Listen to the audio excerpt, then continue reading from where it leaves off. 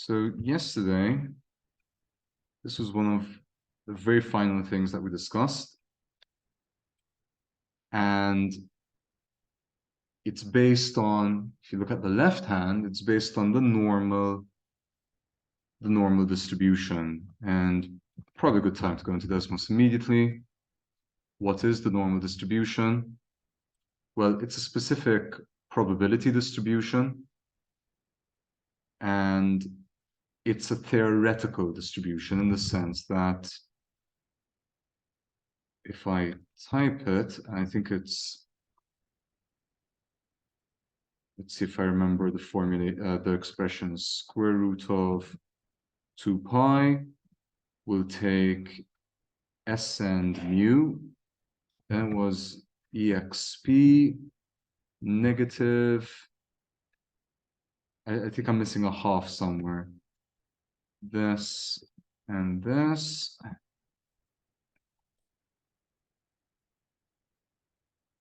Let's put them side by side.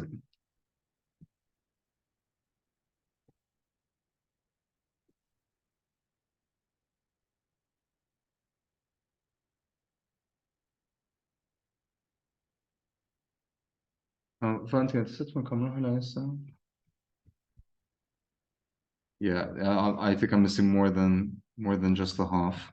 So let's see, 1 over square root of 2 pi standard deviation s e to the negative 1 over 2 standard deviation squared. Standard deviation squared is just the variance, x minus the mean, all squared. I'm just going to mute everyone's mic. There we go. Very good. So this is what we can refer to as a theoretical distribution. It's what you'd normally have in real life is you would have your data, and we can think of our data as being in, for example, we have 10,000 data values. These, you're seeing the first 1,000 of them, and then you create a histogram like this over here to get an idea of the shape of the data. Incidentally, it just occurred to me this morning that I erroneously, let's use pink, I erroneously said yesterday that you have a probability of 40%, which clearly doesn't make any sense, because if that were correct, we would get much more than 100% over here. Yesterday I accidentally said that the probability of getting a value between what looks like negative 0.5 and 0 is 40%, when in actual fact, if you remember your, I clearly don't, but if you lot remember your secondary school histograms, the probability is in fact the area of each bar. So you'd have to calculate the area of this orange rectangle, and that's the interpretation of any histogram, that the orange area is the probability of selecting a random value from this data set that has a reading, a value between negative 0.5 and 0. So what you would have in real life is you'd have your raw data, you plot a histogram like what we've done in R, and then you would try describing that histogram algebraically using, for instance, a normal, what we call probability density function. It's the density of the probability. Speaking of areas, over here in the histogram, the narrower you make these columns in the limit, think of it as integration. And it's one of the main reasons why anyone who does a course in statistics is expected to have solid foundations in calculus. Think of it as these buckets, you take narrower and narrower buckets. So each rectangular column keeps getting narrower. In the limit, you end up with an infinitesimally narrow column, and you get just a curve. And you can calculate things like, for example, the area under this entire curve is going to be exactly 1, as you would expect, right? The probability of selecting the probability that you pick a random value and it's anywhere between negative infinity and infinity is of course 1. It has to be a real number, and we can see that over here, the integral. I can't give Desmos infinity, nor can I give it negative infinity. It needs well-defined real numbers, but for all intents and purposes, 100 and negative 100 will do the job. And ta-da, to so many decimal places, Desmos gives us an approximation of 1. Now, if we were to instead take, for example, from 1 to 2, and I can have it visualized for us as well, I'm discussing all which region under that curve. Well, it needs to be all those y's above the x-axis, all those y's above the x-axis, below the probability density functions curve, with an x value now, so we've moved on to the second variable, between 1 and 2. So that area over there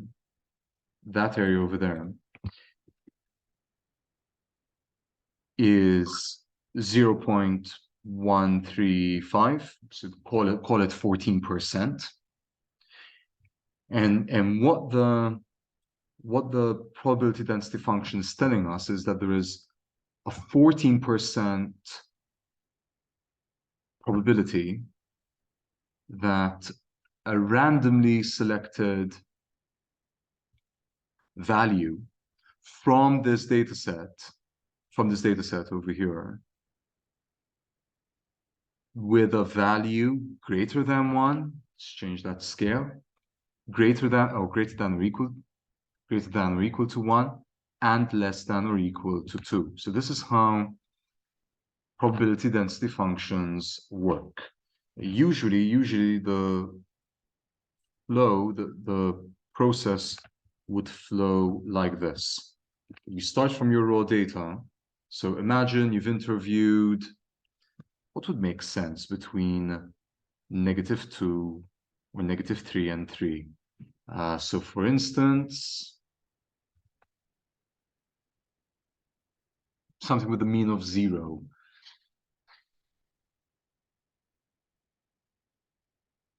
Something that can be negative as well. Maybe savings. Savings could be negative, right? If you have a loan, if you have, for example, credit card debt, and we're measuring in thousands over here, and you have, let's see. So I was going to say most people, but I can change it. I can actually quantify it. So between -1 and 1, 68% of the interviewed individuals, 68% of them have their current bank account with a balance greater than or equal to negative 1,000 euros and less than or equal to 1,000 euros. So this is the normal distribution. When you change what specifically if m it uses two parameters, all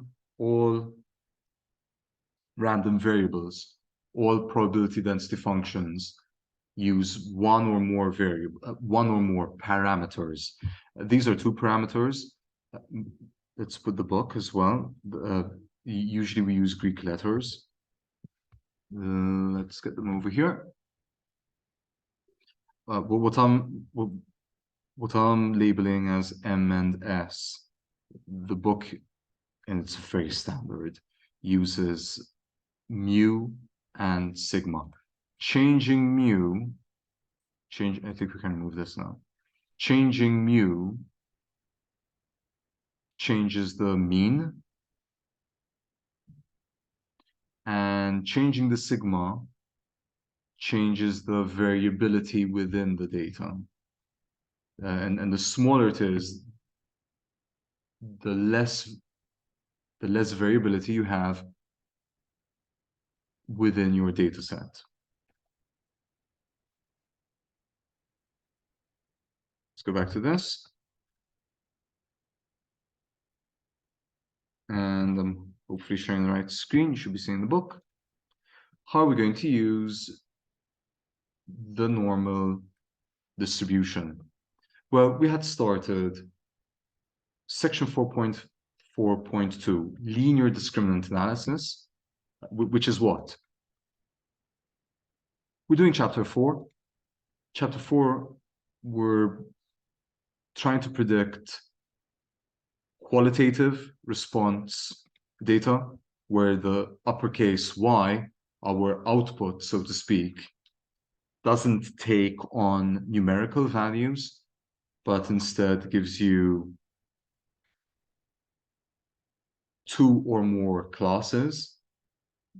And the way the book treats classification models, where you're classifying your observations, so you're classifying them as sick, not sick,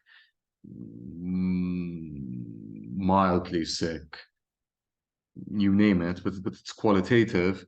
If it's a response variable that is binary, that only takes on one of two classes, and we've been discussing all this time, defaults does not default, it recommends a logistic model where we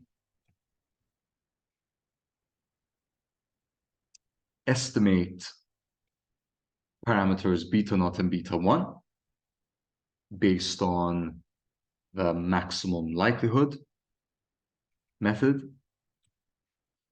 For more than two classes, we then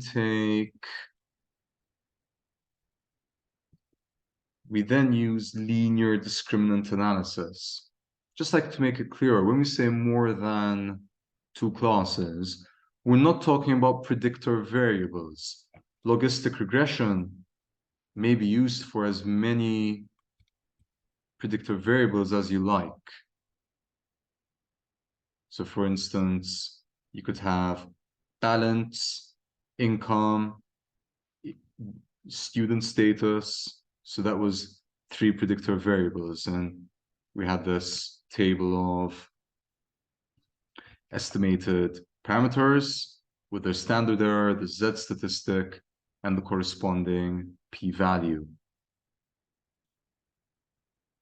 Linear discriminant analysis, it's not a case of how many predictor variables you have. In fact, what we're going to start with today is going to be the simplest case, when p is equal to 1, when we have a single predictor variable. So looking at the emergency room data set, maybe you're just looking at individuals' ages. That would be just a single predictor variable. We're not using logistic regression since the response variable, what you're trying to predict, y, may have more, or in the situation where y has more than two classes. This is where the book recommends linear discriminant analysis. We won't use a logistic model. Instead, we need the model once it's told what the characteristics are of the data subject. We often take the example of if a student's going to pass an exam, for instance, but if they're going to pass with a grade A, a grade B, a grade C, if they're going to be absent, and you look at the characteristics, number of hours studying, if this is the first time they've sat the exam, what their marks in maybe practice tests, how often they were late to class. You take those characteristics and you need a model that will give you the probability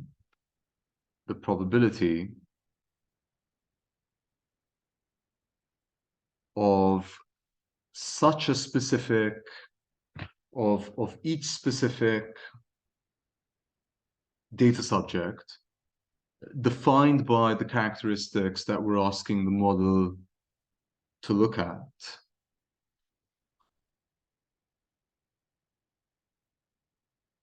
And we then ask, what is the probability that such a data subject, such an observation, is in class K? And we have how many classes? We have from 1 to uppercase K. So K is, for example, 3, 4, 5, 6, however many you like. It needs to be a positive whole number, of course. Now, the model is based on Bayes' theorem over here, where we need two probabilities or two types of probabilities. The overall probability, this is not difficult to estimate. This is simply what's the probability. It's not a conditional probability. It's just the probability that y is equal to k. So you just look at your data set, at however many observations you have, and you just say, from my training data set, what percentage of the observations had a y of k? That's the easy part. Then it's a lot more challenging, and this is what we're focusing on today, to calculate this probability, f subscript k of x. What is that probability? Well, that is the probability, I'm just going to increase the font size,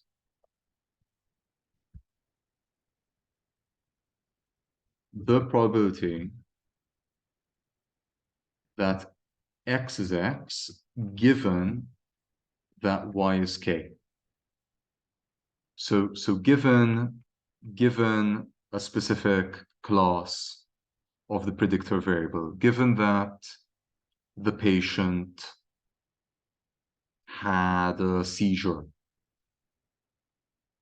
what is the probability that, for instance, the patient's age was 40, was 50, was 60, was 70, was 80. This is why we're using, it's an assumption, this is why we're using the normal distribution. We're using the normal distribution to quantify this conditional probability, the probability that x is x, given that y is k. And if we just go to, yes, please.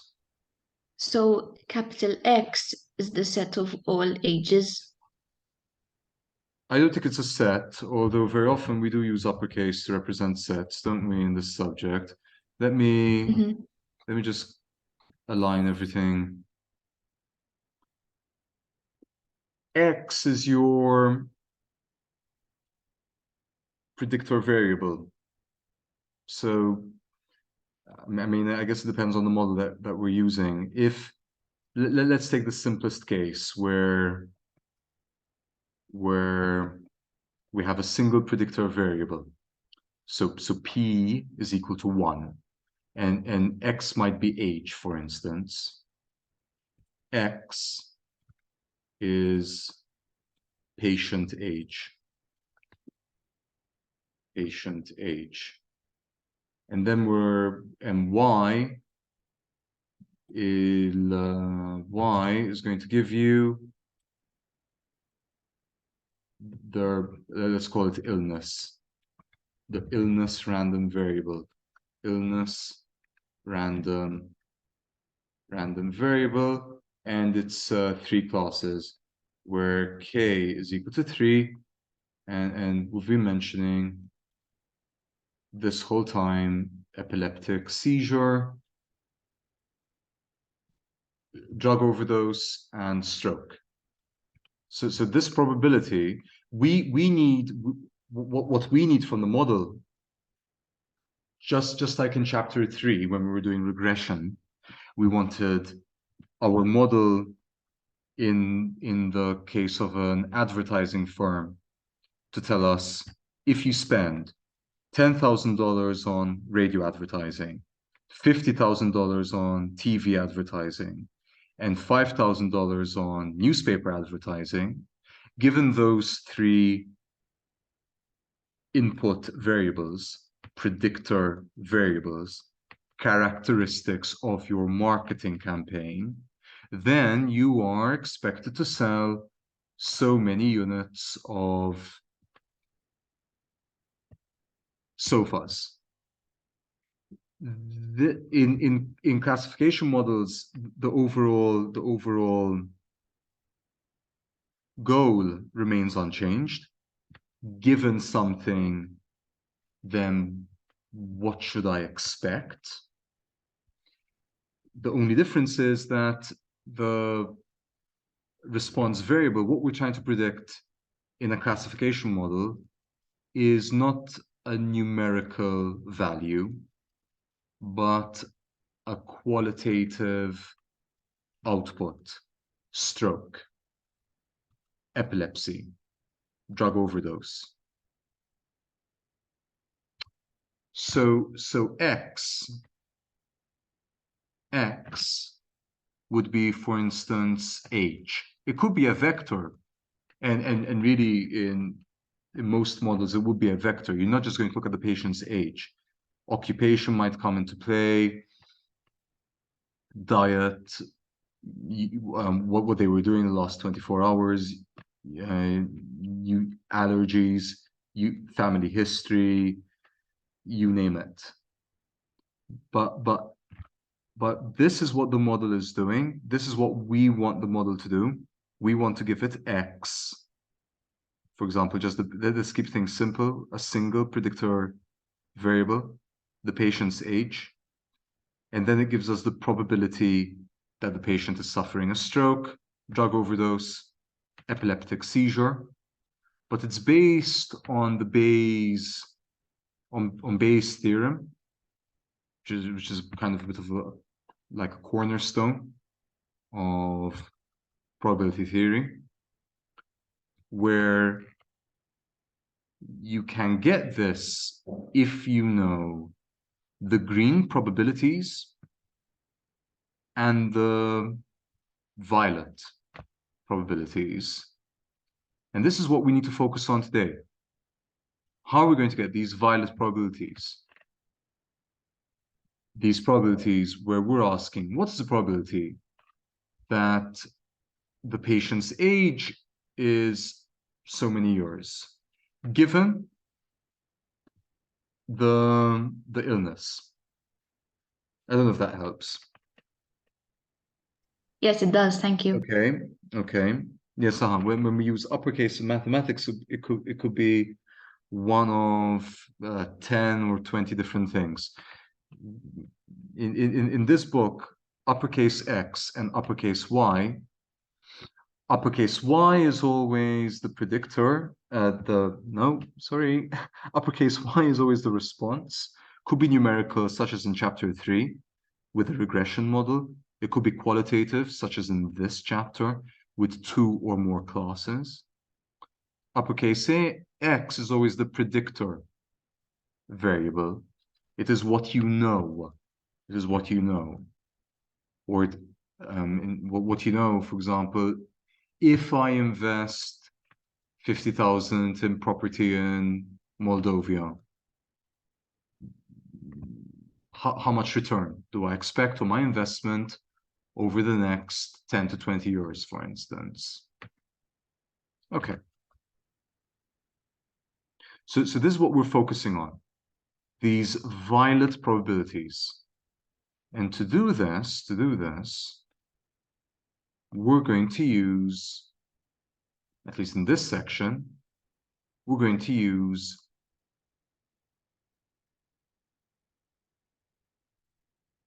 a specific probability density function.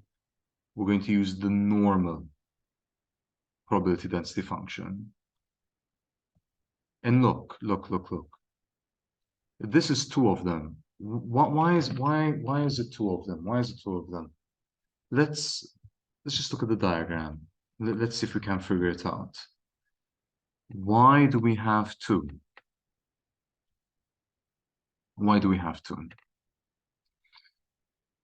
So let's type that violet FK again.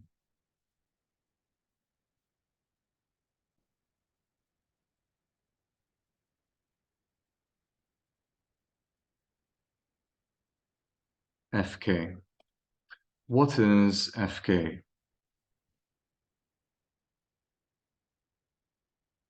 FK is the probability that X is equal to X given Y is equal to K. So you know what I think?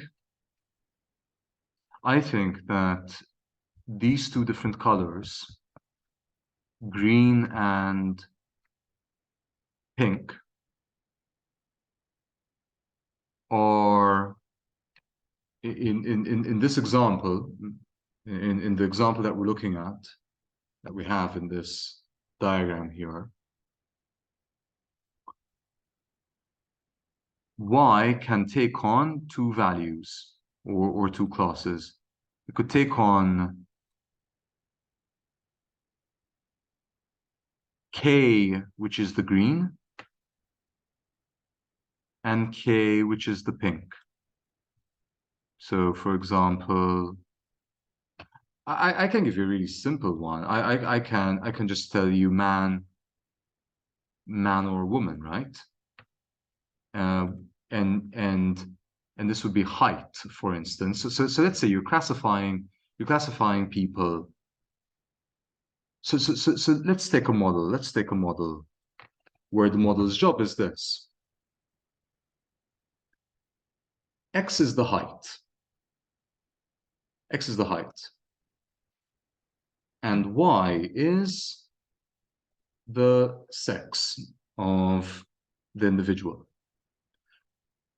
And let's restrict ourselves to a male-female dichotomy. So, i.e., male or female.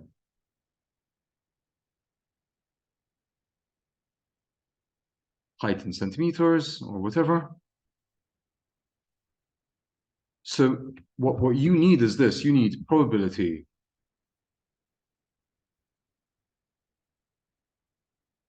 y is equal to male given a certain height, right? And you also need now this is two classes. Strictly speaking, if you know probability male, you know probability female because you just subtract from one. But let's just so we need these two. We need these two. We would like a formula for each one. A formula based on x, right? Given the height. So if it's someone who is 199 centimeters, what is the likelihood that that individual is a male, and what is the likelihood that the individual is a female? Let's make it clear.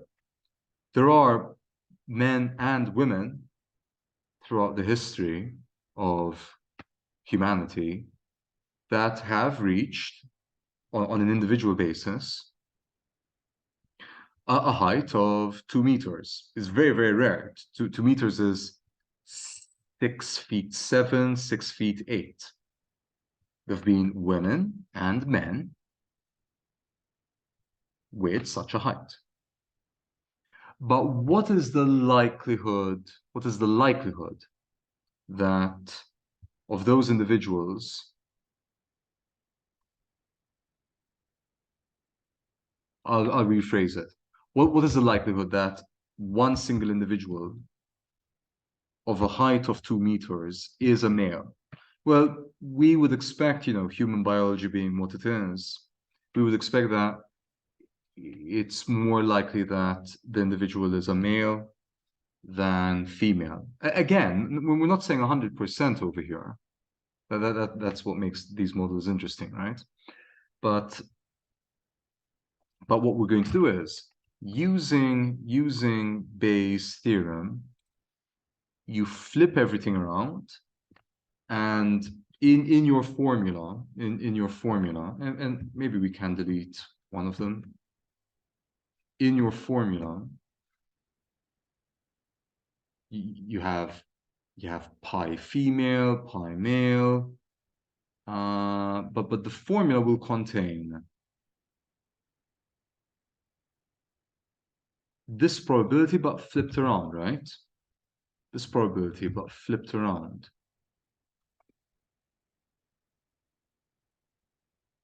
This.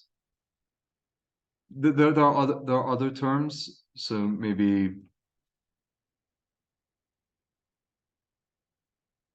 roughly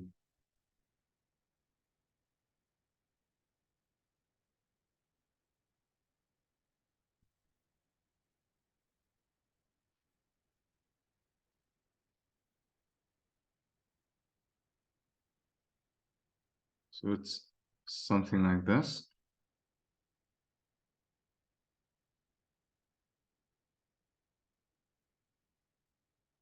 I'm going to leave out the pies. Pies aren't that important.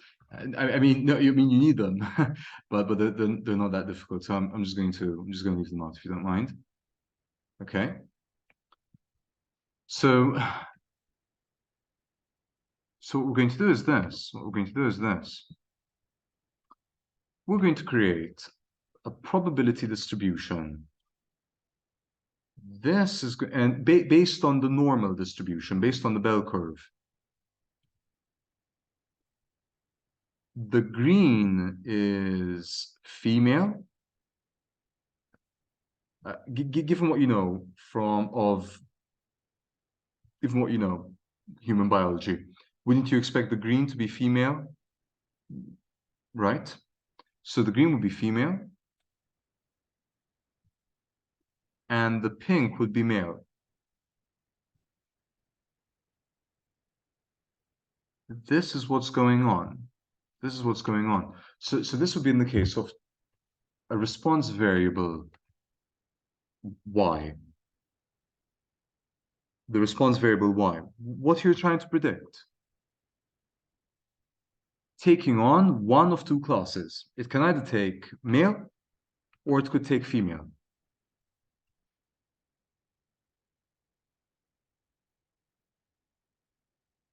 Now what we need is we need to create a green distribution so that then we can discuss, because then you can discuss probability. If you know the green, then you can say, what's the probability that a female has height 150, for example?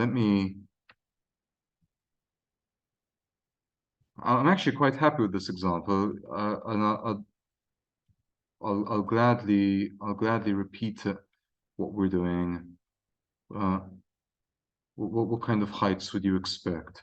You'd expect, I don't know, 100, 110, 120, 130, 40, 150, 60, 70, 80, 90, 100.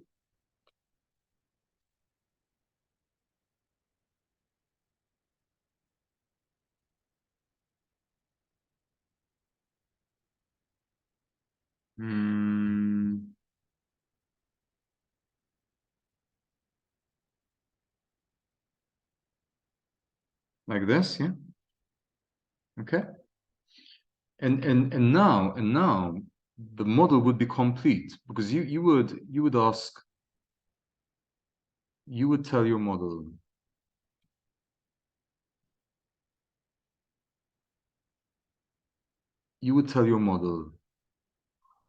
how does the model work? The model needs you to give the height. So you would input the height. That's your input. That's your input. So imagine, for example, that you find a human skeleton. Now normally, what do they do? If it's a skeleton,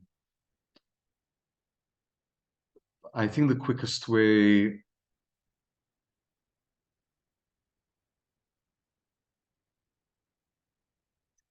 I mean, this is kind of like, it's a bit of a morbid example, but of determining whether the skeleton belonged to a biological female or biological male. Yes, I know. Then there's sort of a bit more abstract concept of gender, but just biological sex is the pelvis, right? Man's pelvis is like 90 degrees, and a woman's pelvis is usually like 120, for obvious reasons. It's only the women that need to push out another human being from that part of their body. But let's say you don't have the pelvis. Let's say you don't have the pelvis, and you don't have any other sort of giveaway features. All you know is the height. All you know is the height. So you give your model the height, and you tell it, for instance, you tell it 160. So you give it 160 centimeters. It's the one thing that you know. The model is going to calculate the probability that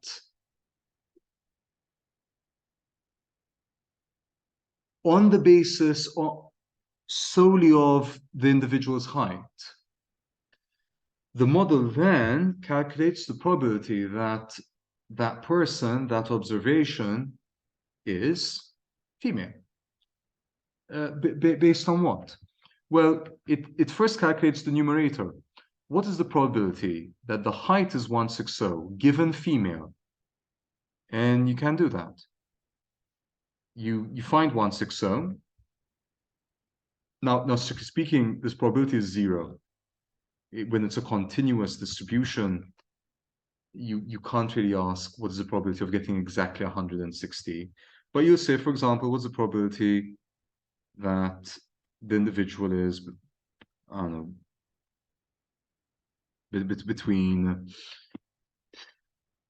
158 and 162. So you calculate that probability. And you've calculated these two green terms. But then you also calculate what's the probability that the individual, what's the probability of getting 160 given that the individual is male? I know, why did I use yellow? So this is the probability that the individual is roughly 160 given that the same individual is a female, is a woman. Then you also calculate, and I'll use yellow, pink, beg your pardon. You also use pink to calculate the probability.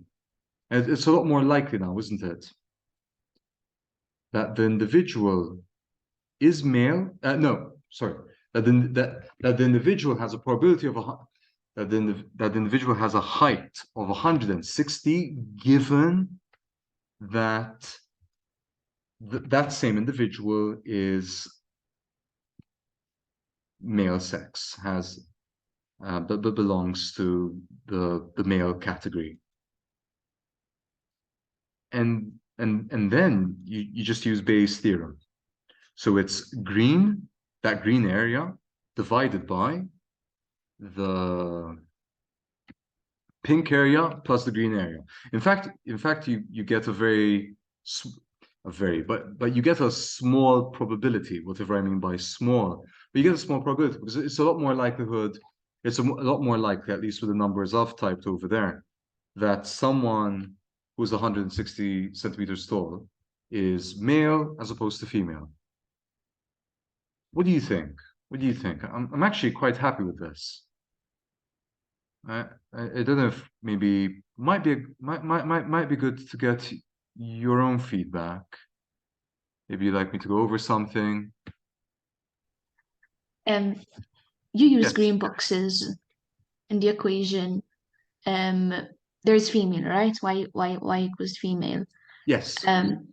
But green represents the curve representing males, right?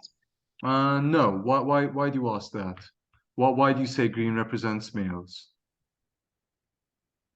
I got confused. No. Just follow my color coding. Assuming I've been consistent in the way I've utilized the pink and the green, I have taken the green curve to represent the height of individuals given that they are of the female sex. And I've taken the pink. Now I know traditionally pink is sort of associated with girls, but I've given by biological differentials, I've had to take the pink as the height probability distribution given that we're looking at males. Thank you. Thank you. Anyone else, please? Does this make sense? It's pretty cool, right? Hopefully you're getting an idea of what's going on. And I don't want to rush this. Chapter 2 led us to 3 and 4, and 3 and 4 are going to be right now we're on 4. Certainly the basics for everything else that's to come from 5 onwards. What do you think? Yeah, I really like this. I really like this. I feel I'm much better understanding how the model is working, looking at this example.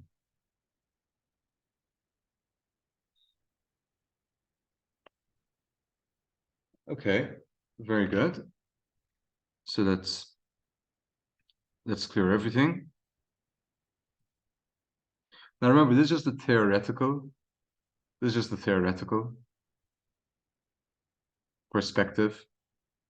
This is the sort of the Desmos perspective. In real life, what you'll have is some kind of histogram. we're going to explain this. We're going to explain this. But in real life, what you'll have is, you'll have, if we stick to pink as male and green as female, you will have some females who are taller than some males. Yeah, I mean, who cares, right? But it's just a fact of life. There is overlap. There is overlap.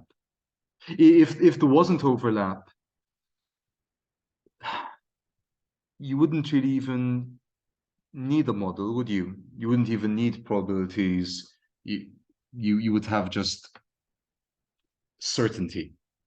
But it's the overlap that kind of needs us discussing probabilities. What was the probability that someone living in Malta, I don't know, was the probability of religion, for example, religious affiliation based on, well, normally the strongest predictor is just the parents' religion, right? But you could, for instance, take language. So as a predictor.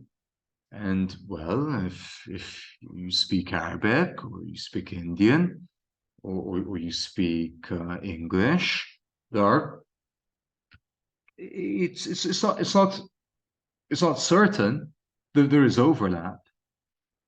Arabic speaking Christians, some of the oldest communities, in fact, English speaking Muslims, there is overlap. And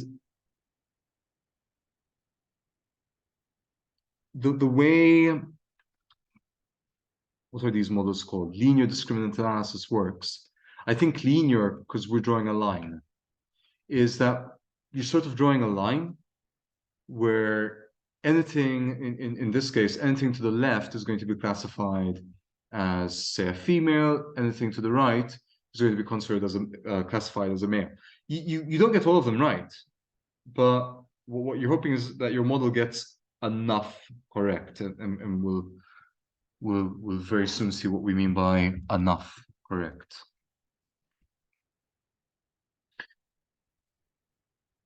What do we have here? Two one-dimensional normal density functions are shown. The dashed vertical line represents the Bayes decision boundary. We're going to look into the mathematics of the Bayes decision boundary. Now, on the right, this is the more now practical, the more what you would expect in an actual model design. 20 observations were drawn from each of the two classes and are shown as histograms. The Bayes decision boundary is again shown as a dashed vertical line. The solid vertical line represents the LDA decision boundary estimated from the training data. So the dashed, that's kind of like the true Bayes decision boundary. But you don't have the full extent of the data. So instead, if we only have 20 observations, we'll produce the black line, which doesn't appear too far from the dashed line in any case. Yeah. So I guess it's a lot of time to spend on just a single diagram. It's quite important. All this stuff is quite important. So we've been discussing linear discriminant analysis for a single variable, a single predictor variable. What I would like to do is the mathematics behind it. But by no means do I intend on finishing it today, but our FKs, lowercase k, right? Where each k is one of the possible classes that y may take. This is what we entered into Desmos earlier. 1 over the square root of 2 pi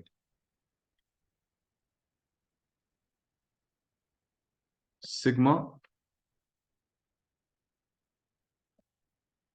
e to the, let's see, was it negative 1 over 2 sigma squared? That's just the variance. X minus the mu of k, everything all squared, mu, not pi. Sorry. I'm just looking at the book right now. 1 over, yeah. Okay. Then we have Bayes' theorem, which is typed above it. Pk of x. So given x, given the characteristics. Well, I say characteristics, but we're saying p equals 1, right? P equals 1, i.e. a single predictor variable x, not x1, x2 until xp, x. Okay, and what does Bayes' theorem say? We need our pi. We need our pi k's, right? We need our pi k's. I'm just using this, by the way. We need our pi k's, and then we need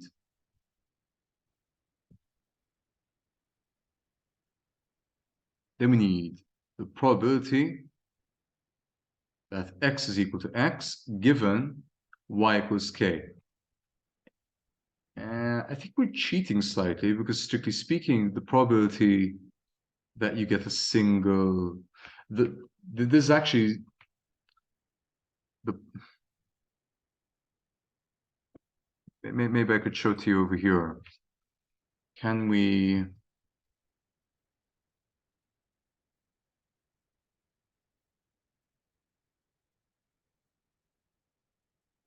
The probability that you get a specific value is 0.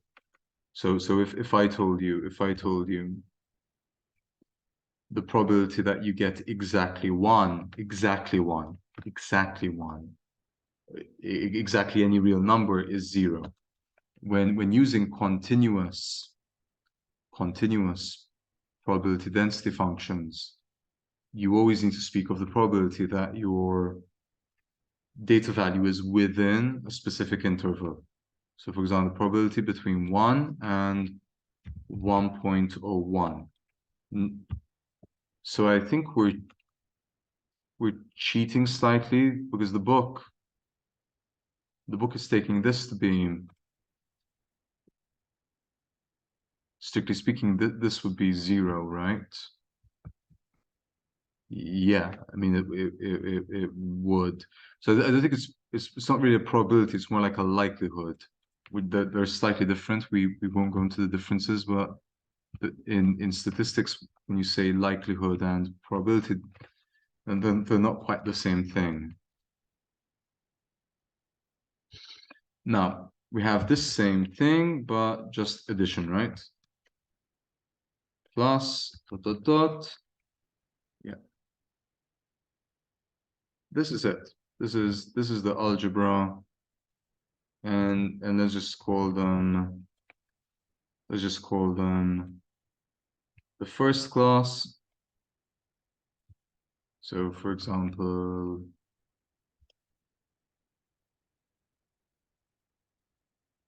epileptic seizure, the second class, drug overdose, until the K class, which is this over here.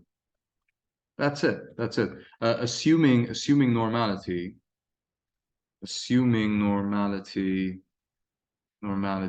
of fk,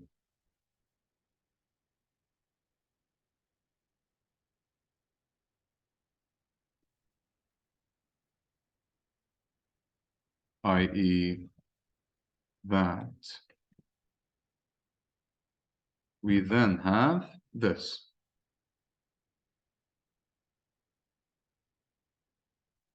We then have this. Now what we would like to do is maximize.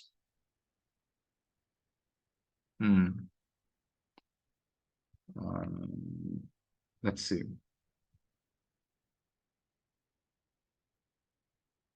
The base classifier involves assigning an observation, x equals k, to the class for which 4.12 is largest.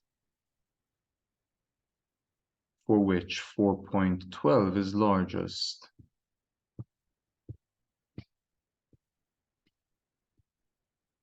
Yeah. For which it is largest. Okay, instead it's telling us to take logs on both sides. Should we try it perhaps? Taking logs and rearranging.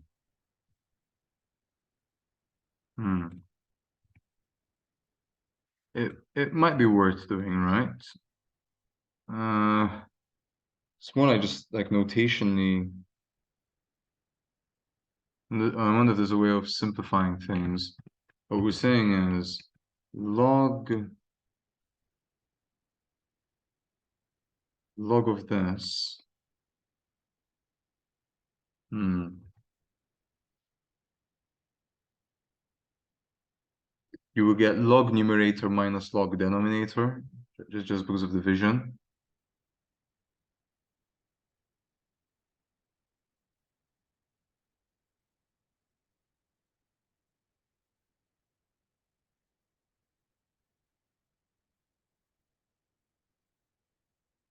Let's see. And these additions would become multiplication, right? So and what about this? What about this? Wouldn't you get log this plus log this? But log in this book means base e. So I think we'd end up with log all this, which isn't too important. We can probably even leave it out because all we want is to maximize. Minus all this. That's the numerator. That's the numerator. If you take log on both sides, that's the numerator. And then we have minus. And then do we get a product? What is log? Because if I had log x plus log y, isn't that log xy? So wouldn't you get log the product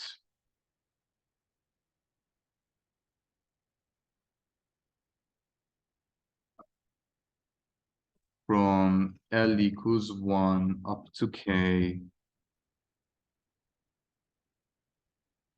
This is correct, isn't it, right? When we say log x plus log y, that should I check with my calculator just in case?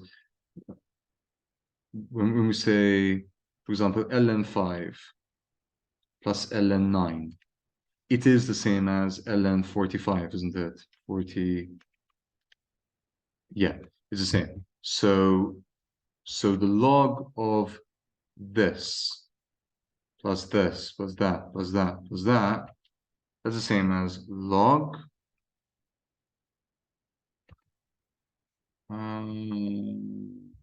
all this multiplied L and L. So now you get all this, and it's a standard result in mathematics. If you want to maximize this, it's enough to maximize this. It's made things easier, right? We no longer have division, for instance. Okay, so we could maybe continue tomorrow. Let me just check. Let's see. So where would you, what we need is this thing over here.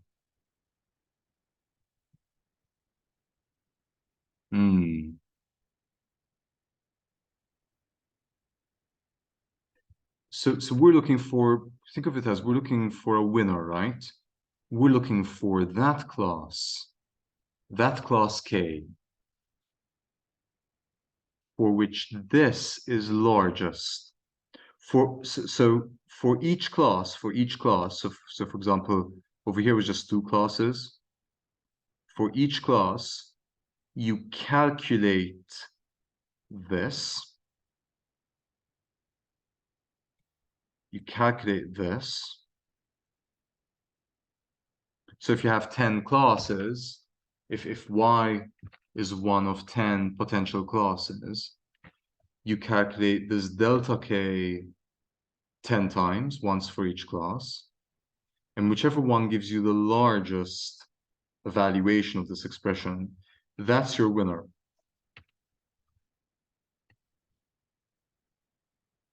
But we'll see this next time. I'm going to stop over here.